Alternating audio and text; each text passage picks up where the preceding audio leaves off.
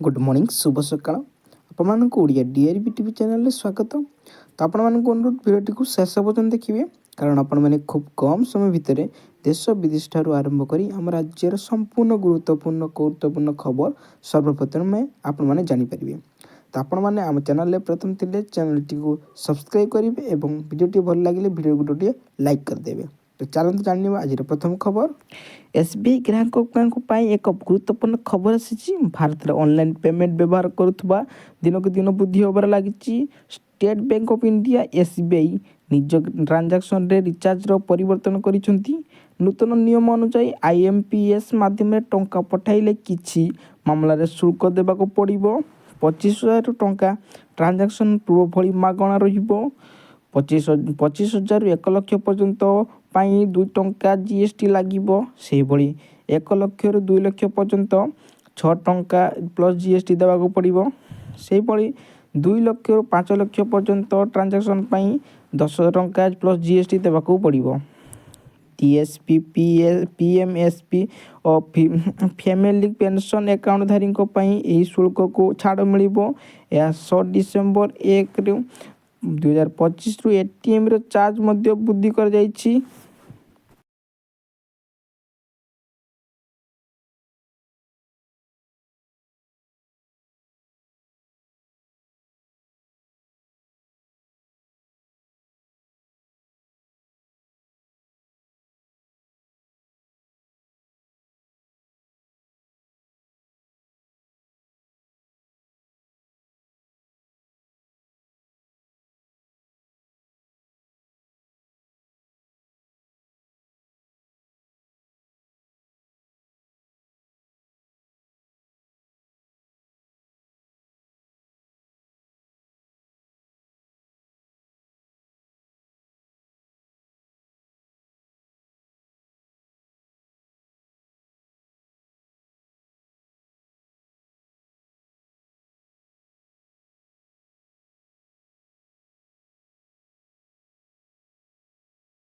परवर्ती न्यूज सुभद्रा योजना हिताधिकारी एक बड़ खुशी खबर आसी। आसंता 22 तारिख में सुभद्रा टंका मिलियो बोली उपमुख्यमंत्री प्रभाती पड़िया सूचना देते। पूर्वर 18 तारिख में टंका मिलवा बोली कहुला किसी कारण तारिख परिवर्तन कर किस्ती मोट 4,57,681 महिला हिताधिकारी सुभद्रा टंका पाइबे। एथिरे 1,75,398 जन नुआ हिताधिकारी सामिल होती। से भली प्रथम और द्वितीय किस्ती बाद पड़ता 2,55,265 जन महिला एथिरे टंका पाइबे। यही हिताधिकारी माने केवल 2टी किस्ती 10,000 टंका पाइबे जहाँ महिला मानक पाई एक बड़ सहायता हेबो। परवर्ती न्यूज नुआ बाइक किणवा पूर्व यही कथा मन दे शुणु। नुआ बाइक किणवा पूर्व को जाउछंती तेबे ताहा पूर्व किछि गुरुत्वपूर्ण कथा अत्यंत आवश्यक नहले परे असुविधा पड़ पारती। वर्तमान बजार अनेक नुआ नुआ आधुनिक धरणर बाइक उपलब्ध अच्छी। सबरार प्रथम नजर आपण आवश्यकता और बजेट को जरूरी रखु।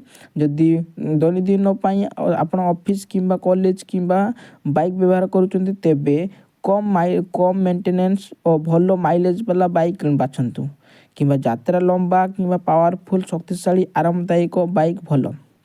दैनंदिन व्यवहार पाई 100 ରୁ 125 सीसी बाइक भलो हुए। जदि पावर और सीट चाहते तेबे 150 ରୁ 200 सीसी बाइक बाछि पारंती। सेफ्टी पाई एबीएस और डिस्क ब्रेक और ट्यूबलेस टायर निहाती चेक करंतु। बाइक किणवा पूर्व टेस्ट टायर निश्चित देखंतु और आरसी लाइसेंस बड़ी समस्त डॉक्यूमेंट नियंतु। निज आवश्यकता अनुसार सठिक बाइक बाछिले ही आपण खुशी रही पारिबे। परवर्ती न्यूज बदलिबो व्हाट्सएप चलाइबार प्रणाली आसुची 5टी नुआ फीचर्स। आगामी दिन में व्हाट्सएप व्यवहार में किसी बड़ परिवर्तन होगा जाऊँगी। व्हाट्सएप शीघ्र 5टी नुआ फीचर्स आणुची जहाद्वारा यूजर्स को अधिक प्राइवेसी और सुविधा मिल। बर्तमान यही फीचर्स गुड़िक बीटा वर्जन परीक्षा होची एवं शीघ्र यूजर्स को पाई उपलब्ध हेबो। नुआ फीचर्स माध्यम यह स्टिकर इमोजी पाई भलो ସଜେସନ୍ ମିଳିବ।